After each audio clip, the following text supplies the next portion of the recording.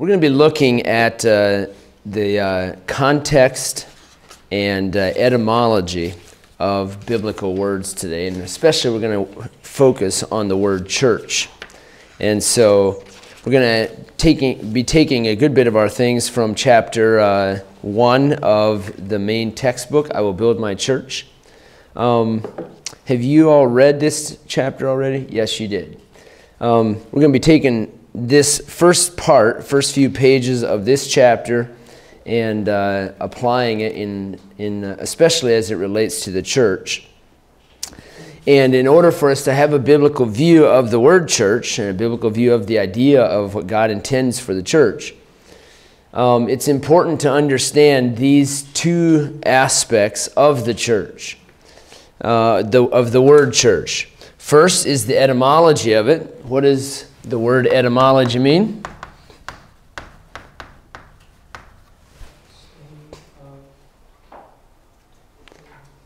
The study of the word. What does that include? Some things.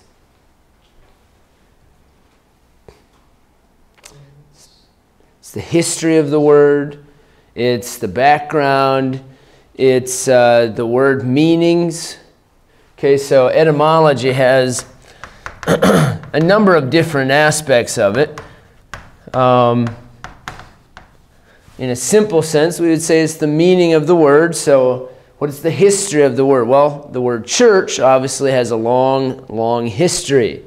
If you follow back to the days of the translators, King James Version translators, they usually translated the Greek word ecclesia. The first time it's that the word church is used in the Bible is in the New Testament, and it's used in Matthew chapter 16. So we're going to be looking at that in a little bit. But the background of this word is clearly a Greek word, ecclesia. So we'll talk about this in just a second some more as far as the word ecclesia and the word church.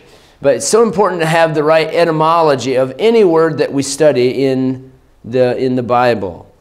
It's also important, along with that meaning and the history of the word, it's also important to know the context that it's being used in, the contextual usage of the word. And when you know these two things, etymology and contextual usage, when you know these two things, it really opens up the Bible to us.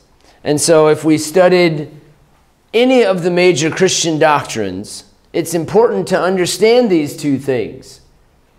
Take, for example, baptism. And this is an area that definitely is a huge part of church history.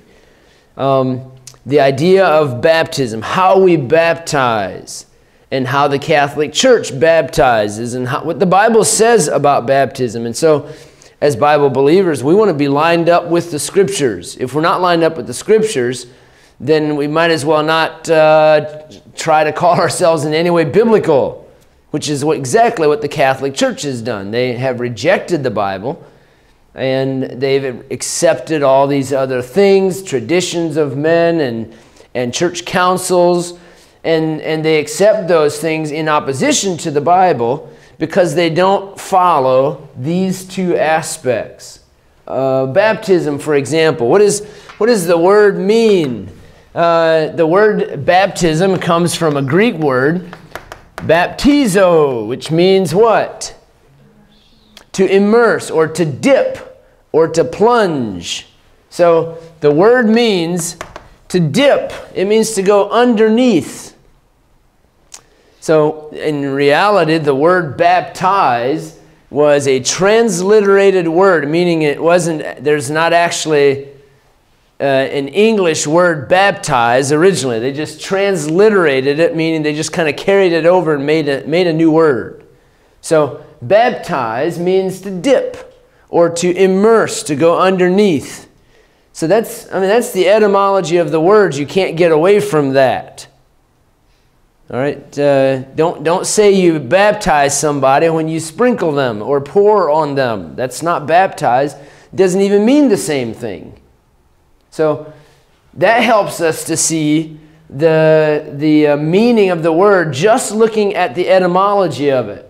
What about the contextual usage of the word baptize? What is the context that it's being used in? So when the New Testament says that somebody was baptized, who do we know that was baptized in the New Testament?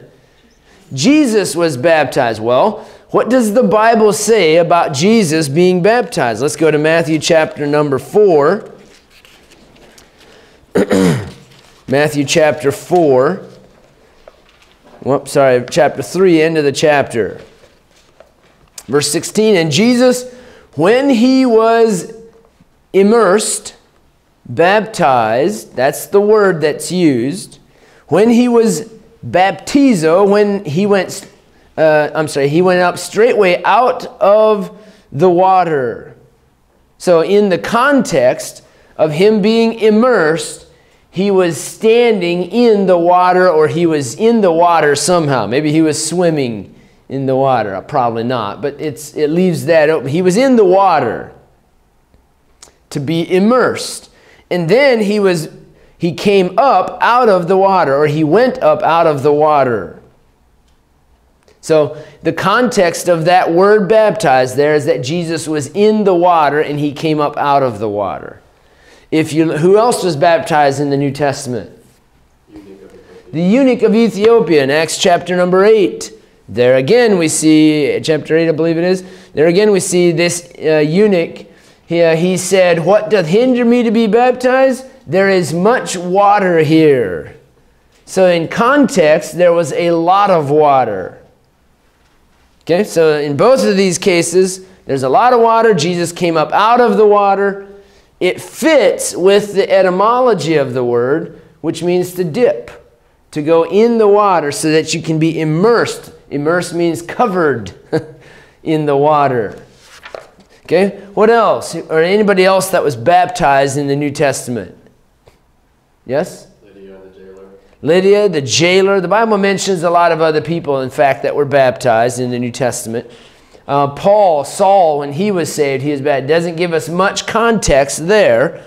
But anyway, so we know that these several examples where there is some context, there is no support for the idea of sprinkling or pouring in baptism. There's zero support for this in the New Testament.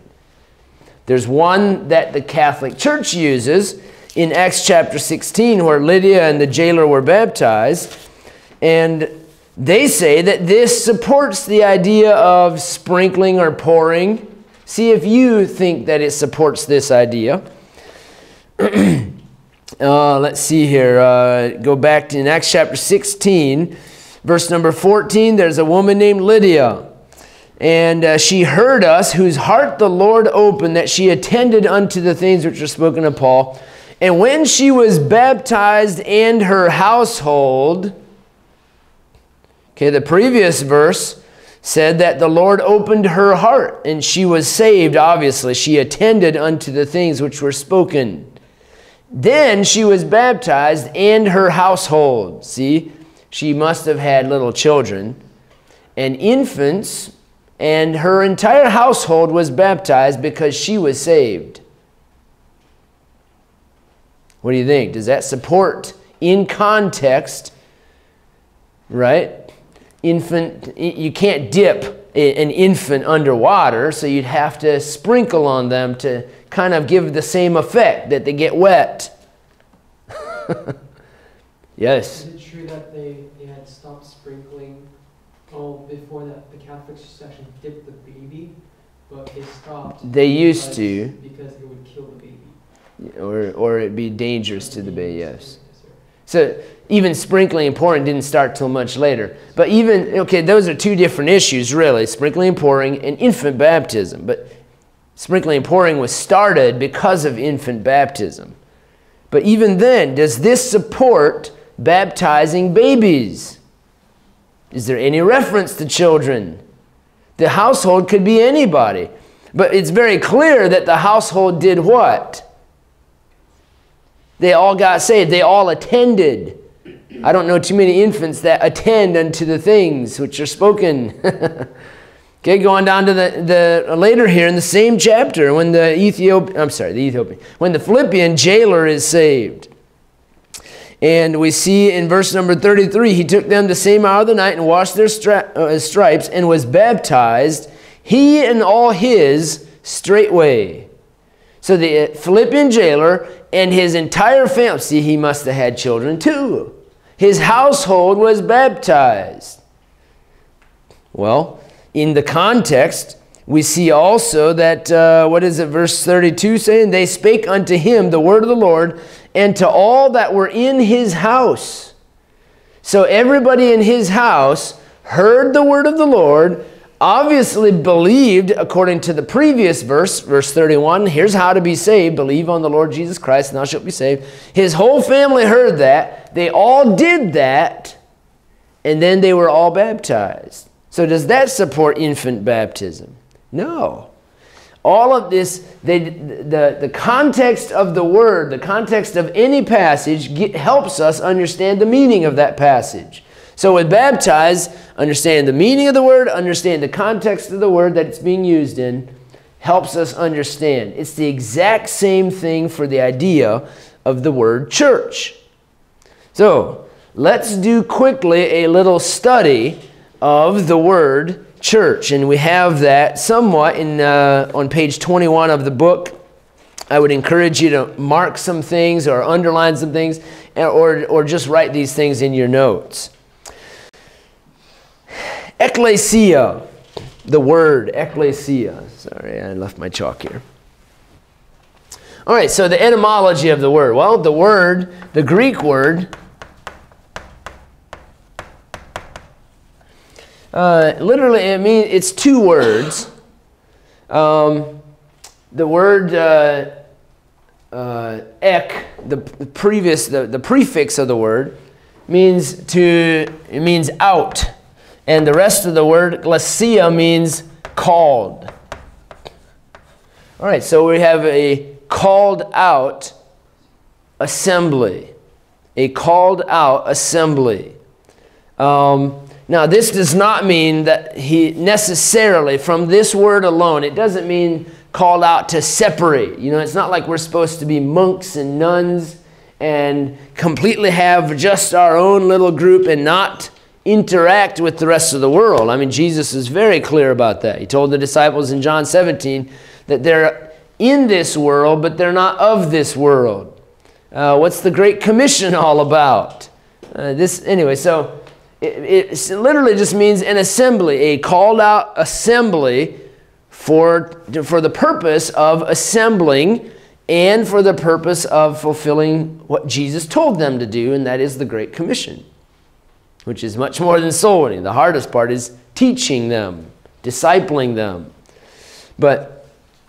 So this is the meaning of the word, I will build my church. Let's go to Matthew chapter 16. We're going to see the first time in the Bible, in the scriptures, where the word church is used. Matthew chapter 16. Let's look at this entire passage. Just an amazing story here when you realize the entire context of the word. All right, if you would understand, let me see if I can fix this where I can access all my things properly. So the meaning of the word, it means called out assembly. All right, just the meaning itself says that it can't be a universal church. It cannot be a pagan idea, Plato, a Platonian idea of a universal church. That's impossible. It's a called out assembly. It's an assembly of people, of course in this case believers. And so it can't be a universal church. That's the etymology of the word. What is the context of the establishing of the church? So let's look at this passage. We find here in verse number 13. Jesus had been teaching his disciples about the Pharisees and the Sadducees, and then they take a little trip.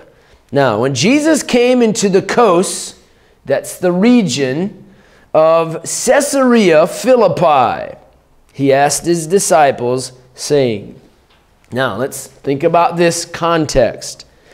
Jesus takes his disciples on a trip.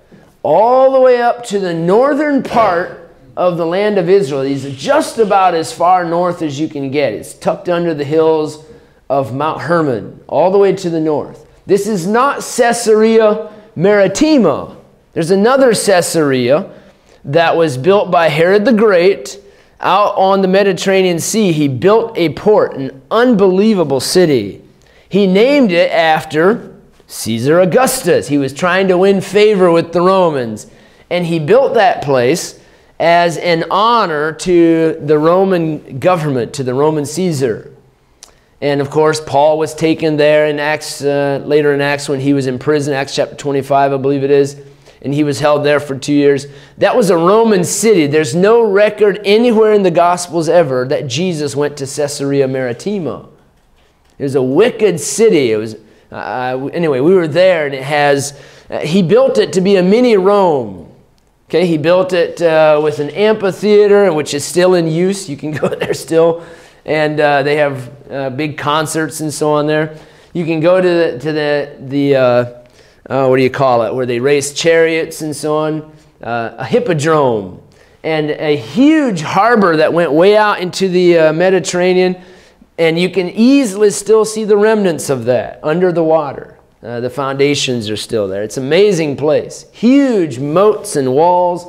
This is not that Caesarea Maritima. Caesarea Philippi, it's named this. It used to be named by something else. It used to be called Panias or Banias, and I might be saying that wrong, Bonius or something to that effect. And Caesarea Philippi is all the way to the north. Caesarea, who's that named after? Caesar. Philippi, who's that named after? Philip, good point. It's Herod Philip. It's one of the sons of Herod the Great. Now, when Herod the Great died, he split up his land, which he controlled a lot of territory that included the land of Israel.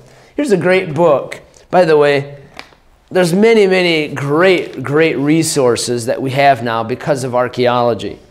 Jesus, living in the time of Jesus of Nazareth. And this is, for the most part, a story of Herod, the Herod family that ruled all during the line, during the time of the early church and the time of Jesus Christ. And so there's just a lot of very interesting things here about this time period, and especially about the history of the Herods. His rebuilding of the temple and so on. Herod the Great, without question, in my opinion, is the greatest builder in history. Or at least in the top 3 or 4, something like that. His Temple Mount construction, he built a fortress. He named it all these places, after himself or somebody that he was trying to win favor with. But he built a fortress down close to Bethlehem called Herodium. He built an entire hill, a huge hill. I've been on top of the thing. And then he built a fortress on top of the hill with tunnels all through the hill. He built a city around this place with swimming pools and etc. out in the desert. That's the kind of guy he was. Anything he wanted, he did. It's an amazing place. It's several hundred feet across at the top of this massive, it was his own personal fortress. And when he was fleeing from the Romans early on, it's a lot of stories that go into that. It shouldn't get too many rabbit trails here. But on top of this fortress, for example, and here's how detailed Herod was, you can go on one side of the fortress, facing away from the rest of the fortress, and you can whisper. And on the other side, about 200 feet away, you can hear the person whispering perfectly. You could talk back and forth. The acoustics were unbelievable. Still, to this day. Of course, it's all in ruins, but it had huge towers.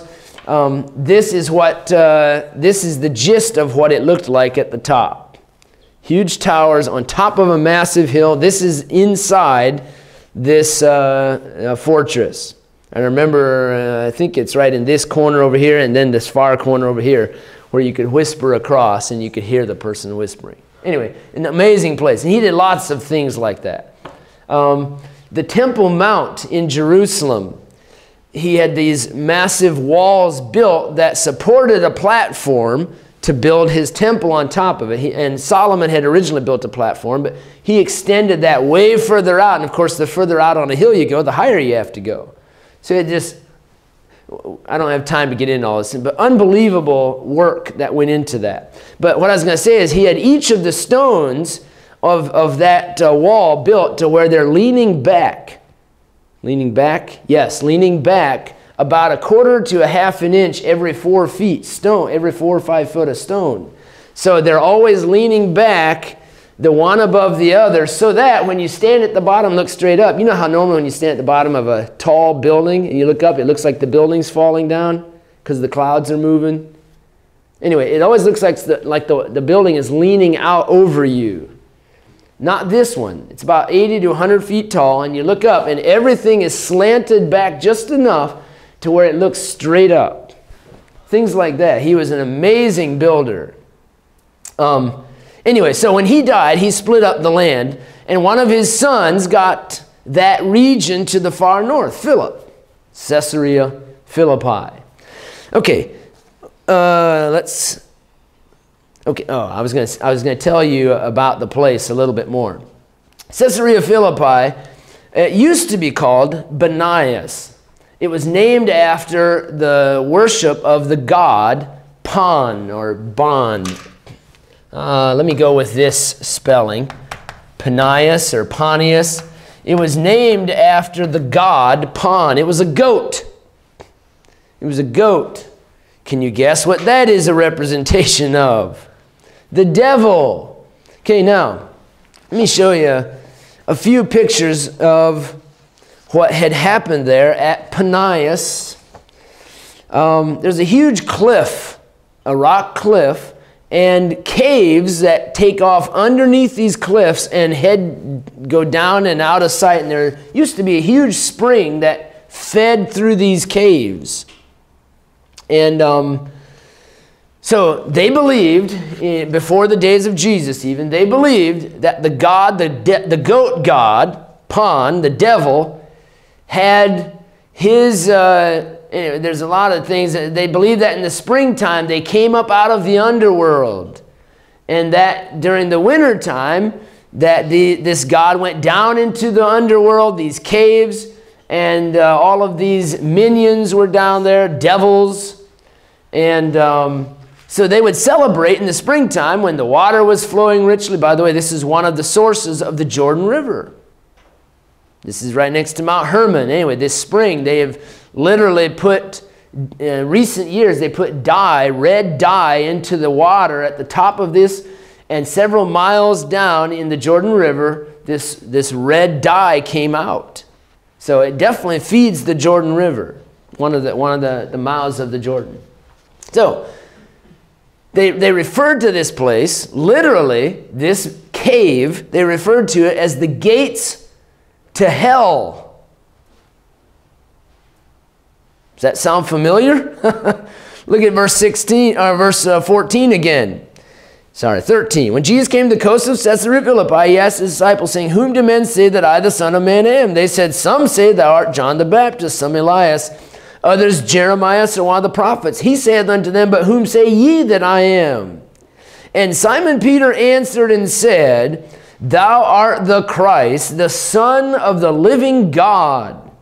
And Jesus answered and said unto him, "Blessed art thou, Simon Bar-Jonah, for flesh and blood hath not revealed it unto thee, but my Father which is in heaven. And I say also unto thee, that thou art Peter, and upon this rock I will build my church, and the gates of hell shall not prevail against it."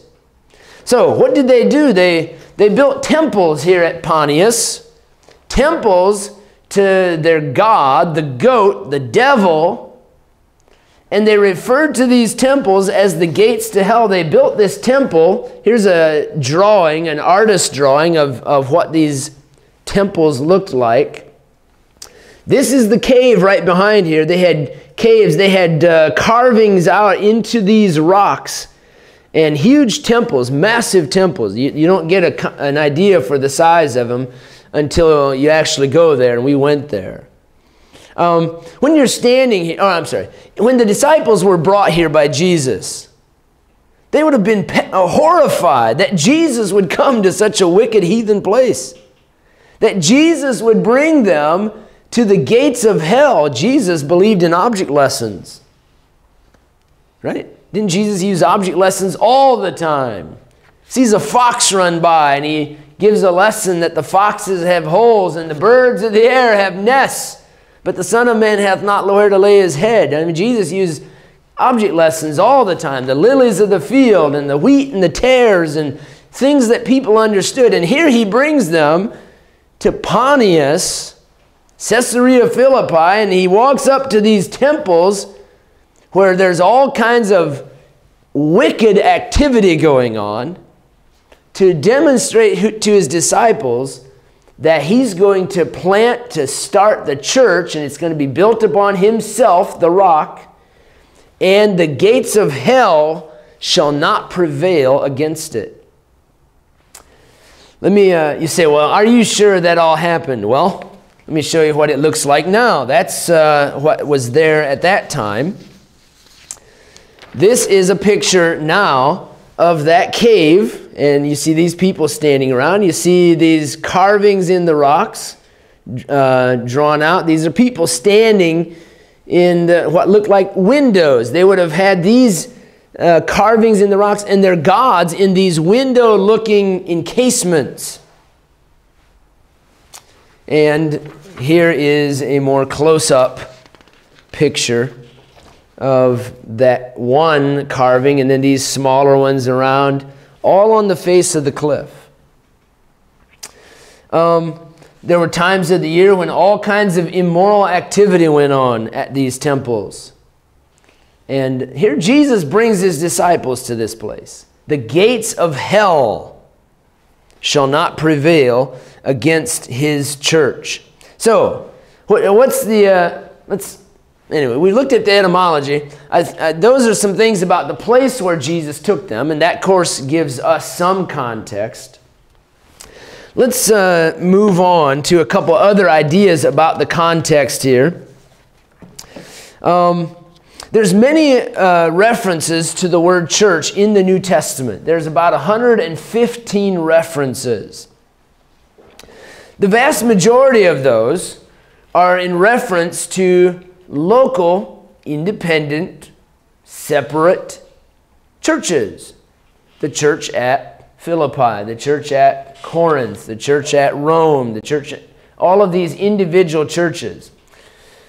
So those are pretty obvious. Those are individual local churches just by the context. But I want to look at another couple of places where the word ecclesia, the same Greek word, is used for the church. So anyway, I had something else I was going to mention here about this. Go to verse 18 again. I say also unto thee that thou art Peter, and upon this rock I will build my church. The gates of hell shall not prevail against it. So let's mention a couple things here. Who is the church, according to our contextual usage, who is the church being founded upon? Who's the foundation? Okay, we say it's Jesus Christ. Let's look at the passage. Let's look at the context of the word and see what the meaning is. So, we have, for example, in our classroom here, a lot of desks. And if I was very broad with my pronouns, what is a, an, and the? That's not pronouns. Articles, thank you. If I was very broad with my articles and I had one of these desks in here that was special. And I said that there is a desk that if you're sitting in here, you will get a special privilege or you'll get a special reward. There's a desk. Well, that's too broad. But if I said there's the desk that you're sitting in, one of the desks is very special, and that might be a little bit more specific. But when I use this demonstrative pronoun, this, upon this rock, it goes along with kind of maybe a finger point, right? I'm demonstrative. I'm saying this desk, upon this desk is a special privilege. Okay? It's a demonstrative pronoun. When Jesus said this, he almost certainly pointed, upon this rock I will build my church, and the gates of hell shall not prevail against it. Okay, so it's a very specific thing. Turn to 1 Peter.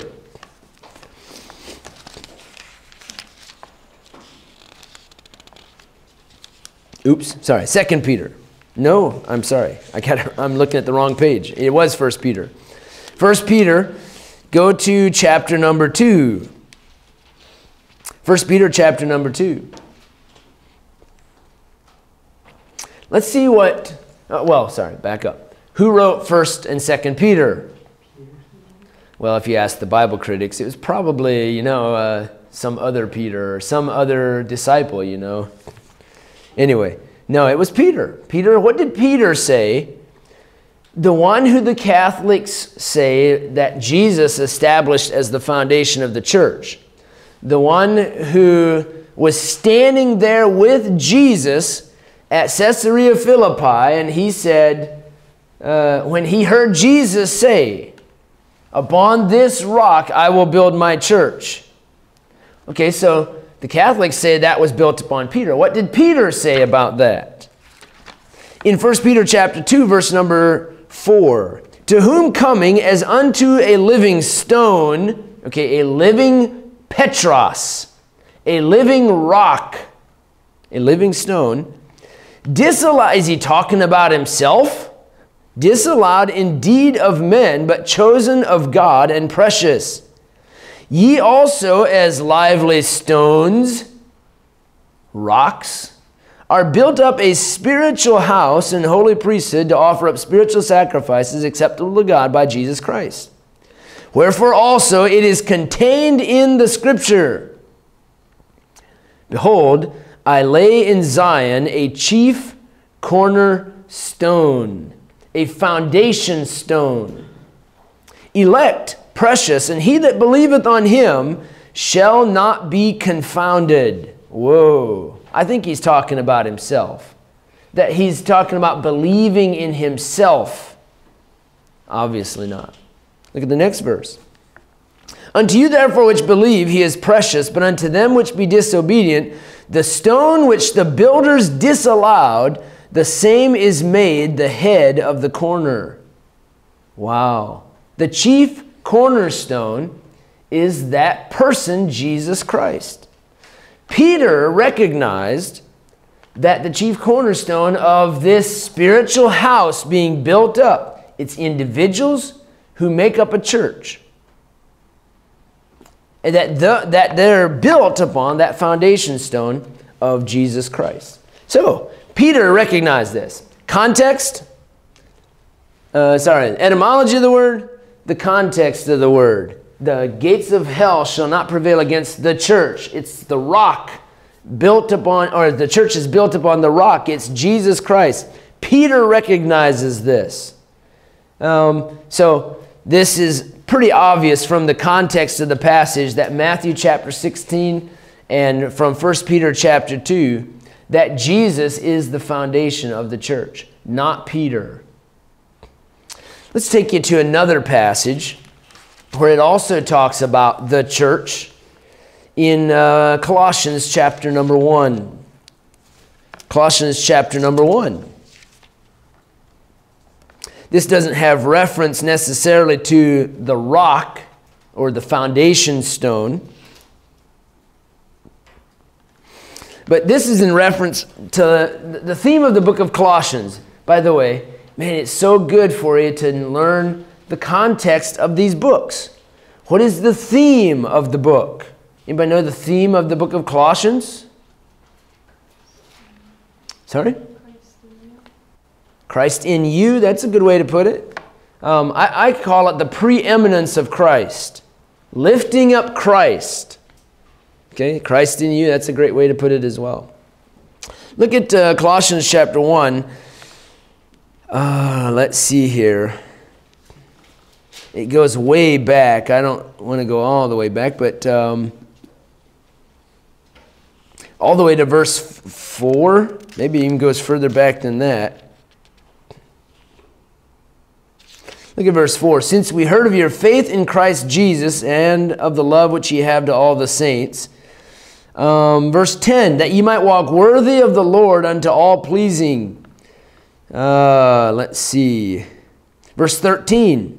Who hath delivered us from the power of darkness and hath translated us into the kingdom of his dear Son, in whom, that Son, Jesus Christ, in whom we have redemption through his blood, who is the image, who is in reference back to that Son, who is the image of the invisible God, the firstborn of every creature. Verse 16, for by him, that's still referring back to that Son, were all things created that are in heaven and earth and so on. Verse 17, and he, back to the Son, is before all things, and by him all things consist. Verse 18, and he, the Son of God, is the head of the body, the church, who is the beginning, the firstborn from the dead, that in all things he might have the preeminence. For it pleased the Father that in him, the Son, should all fullness dwell. And it continues on. Okay, who's the head of the church? Okay, let's give him a head. Okay, this is Christ. This is the church, which is the body. It's very clear. There's no reference here to Peter. Christ is the head of the church. Christ is the rock that the church is founded upon. Let's look at another passage. We find this one in Acts chapter 19. Acts chapter 19 with Paul, and he's in the city of Ephesus.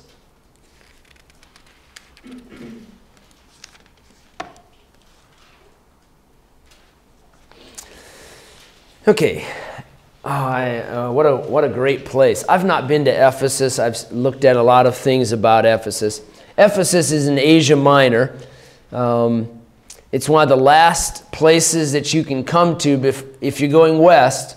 You come to Ephesus, and then you come to the sea, and you cross over into Greece and Athens and so on. You're crossing literally over into Europe from Asia. And so it's a very important city. It has been a very important port city for years. At Ephesus, they also have, just like I mentioned at Caesarea Maritima, they also have an amphitheater. And they have large theaters. And you can still look at pictures of these things. Good portions of it still exist. So what happened to Paul there? Paul spent a good bit of time at Ephesus. Of course, the letter to the Ephesians was written to the church at Ephesus. In all of chapter 19, Paul is there at Ephesus, and I believe he's there for about, he'd been there for 3 months, in verse 8 says, but I think he was there a total of about 2 years. Yes, verse number 10. And as he's preaching there at Ephesus, there's a lot of people who didn't like what he was doing. There was a god, a false goddess actually, named Diana. Artemis was the Greek name. And there was a large temple dedicated to this main god. In fact, the Bible tells us it was so popular and so famous that it was known throughout all of Asia. And that's not a reference to what we now think of as Asia, but that's Asia Minor. So a very well-known goddess, a well-known city of Ephesus. And so they decided they didn't like Paul because he was converting too many people. And so they started a mob. And the whole mob came into this theater and started chanting this chant, as you know, "Great is Diana of the Ephesians." Look down at verse number 30. Well, we should probably back up. Verse 28, when they heard these sayings, they were full of wrath and cried out, "Great is Diana of the Ephesians." And the whole city was filled with confusion. They rushed with one accord into the theater. Now verse 30, when Paul would have entered into the people, the disciples suffered him not, said, "Oh no, they're going to tear you in pieces in there." Verse 32, some therefore cried one thing and some another, for the ecclesia was confused. That's the Greek word, the ecclesia. Now, is it a surprise that the translators of the King James Version didn't translate that church? For the church was confused. Well, no, that's not a surprise, but it means the same thing. When we think of a church, we're thinking of a religious group of people. But the Greek word itself simply means a called out assembly. And so the translators translated the word here as assembly. So what does it say again? For the assembly was confused, and the more part knew not wherefore they were come together.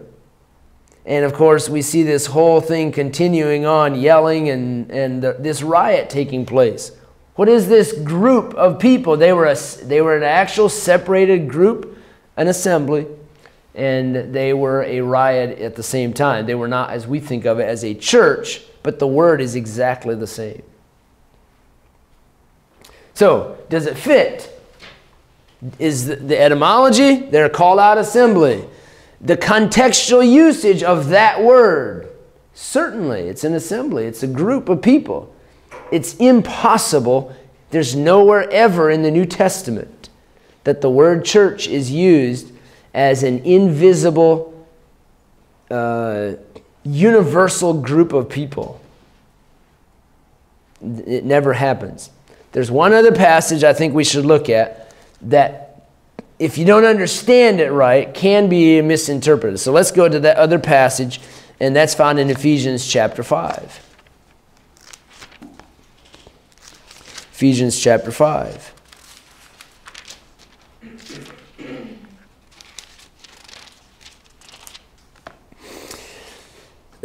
Look down at verse number 23.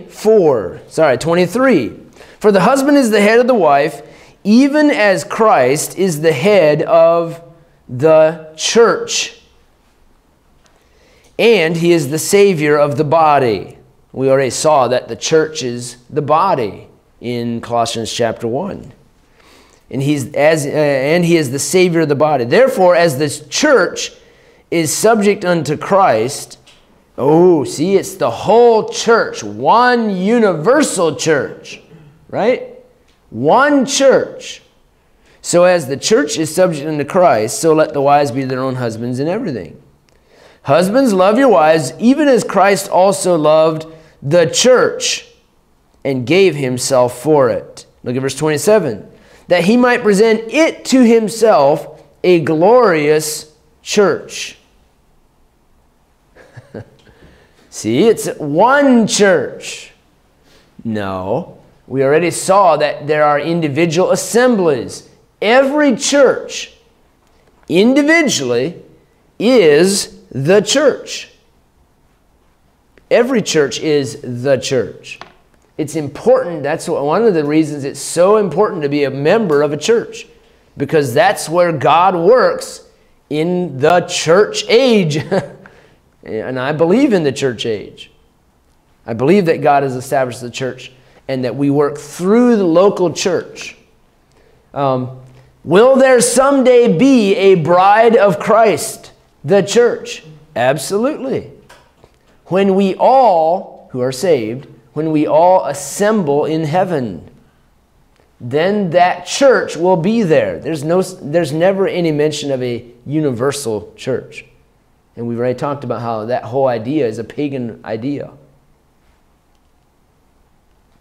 Okay? Now, I understand. If you're thinking, well, I don't see that this is a local church. I'm just saying it can be easily interpreted as a church, every individual local church. It does not ever say anything here about a universal church. Yes? It's also the example that's used with wives submitting themselves to their own husbands.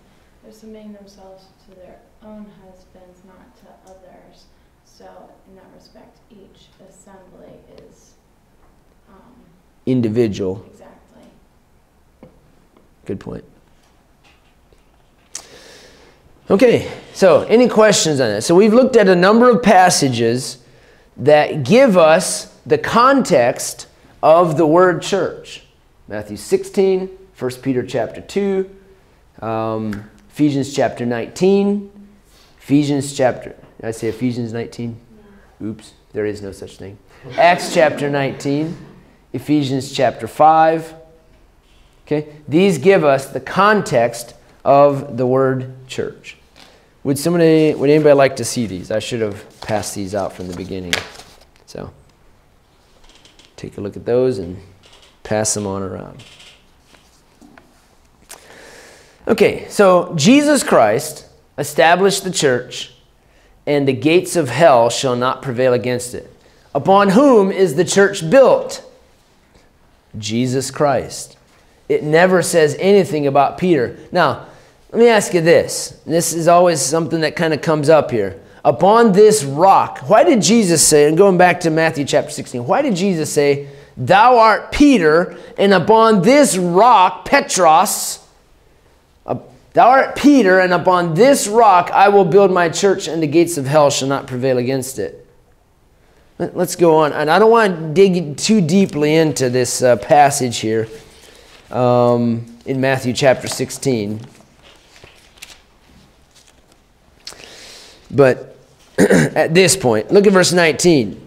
And I will give unto thee the keys of the kingdom of heaven, and whatsoever thou shalt bind on earth shall be bound in heaven, and whatsoever thou shalt loose on earth shall be loosed in heaven. Then charged he his disciples that they should tell no man that he was Jesus the Christ. Okay, now, I want you to understand here that this, according to Catholics, they say, see, he built the church on Peter, and then the next verse says he gave Peter the keys of the kingdom of heaven, meaning that the Pope now has authority to give out salvation as they see fit through the Catholic Church. That is not the interpretation. Church was built upon Jesus. Why did he say thou art Peter?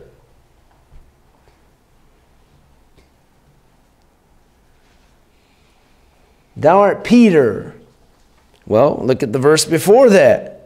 Simon Peter answered, thou art the Christ, the Son of the living God. Jesus said, blessed art thou, Simon Bar-Jonah, for flesh and blood hath not revealed it unto thee, but my Father which is in heaven. You're blessed. Thou art Peter.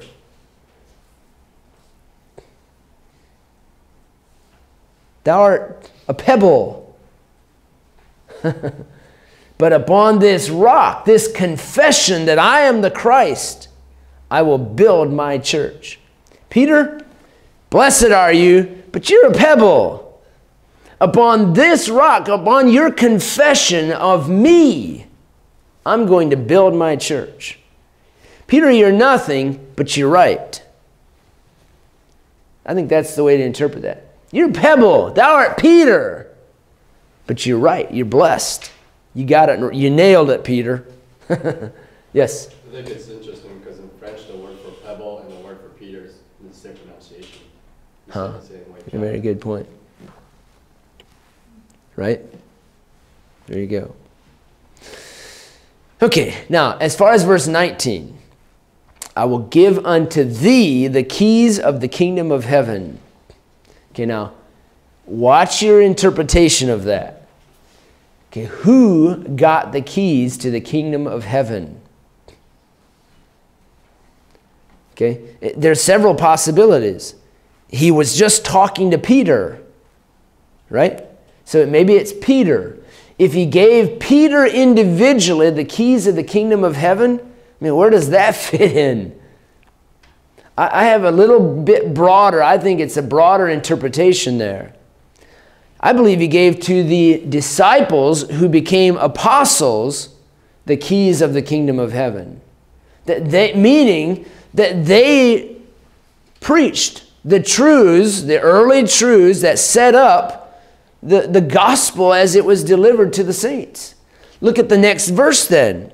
Okay, back up. I will give unto thee. I believe that's the disciples, the apostles, the keys of the kingdom of heaven. And whatsoever thou shalt bind on earth shall be bound in heaven, and whatsoever thou shalt loose on earth shall be loosed in heaven. Then charged he his disciples that they should tell no man that he was Jesus the Christ. I believe he's talking to all of the disciples. He said, you're going to get the keys of the kingdom of heaven. You're preaching the gospel. What's the keys to heaven? The gospel. You're getting the gospel and you're going to deliver it to the churches. It's your responsibility. Then charged he his disciples, they should tell no man that he was Jesus the Christ at that point. Okay, any comments on that? Any questions on that? Do I need to keep hammering it? Think we got it? As far as the kingdom of heaven, I don't want to get into the whole discussion here in the kingdom of heaven. The church is not the kingdom. See, that's another huge problem that, that fits in with the Catholic idea of the sacral society, is that the church has the keys of the kingdom of heaven, that the kingdom of heaven is here now. And that is not the case. And I don't want to dig into why that's not the case at all, but that is not true. The Pope is not the head of the kingdom of heaven on earth right now. No. See, the whole passage is all twisted to support their Catholic doctrine. Okay. Now, let me go. Wow, time went by very quickly. I was going to give you another section. Let me just introduce this then, and then we'll have to go. Look in Matthew chapter 16 again, in verse number 18. Thou art Peter, and upon this rock I will build. I will build. Okay, this is Jesus, as we believe this is teaching, that he's establishing the church upon himself. And then Jesus said, I will build. Not you. Jesus makes it very clear as he says, I'm the one doing the building. All right, build. What does that mean? We think of building a building, constructing. But that's not really the meaning of the word here. The Greek word it means basically to edify, to build people. Okay, what's a church made of? Obviously a church is not a building. A church is not a house. People make up the church. And individuals, you are a part of a church. And Jesus said, I'm going to edify, I'm going to grow my church. This is very similar to the idea of when a child is eating to grow. What is happening? Their body is being built, in a sense. Their body is being edified. What do they have to do? They have to take in the right kind of vegetables and food, things, discipline and structure and so on, to build them as a person, to edify them. And it's the exact same thing with the church. That Jesus takes such interest in his church that he's going to put into that church what they need. And that is the content of the New Testament. To build his church.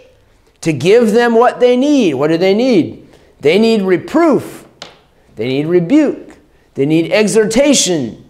Remember 2 Timothy chapter 4. They need, as Acts chapter 20, when Paul meets with the Ephesian elders, and he says they need warning.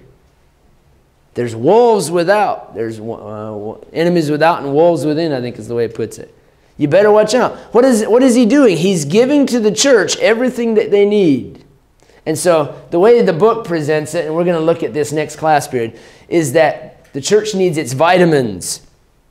And it gives, I think, 4 vitamins that the church needs to be included. I will edify, I will build my church.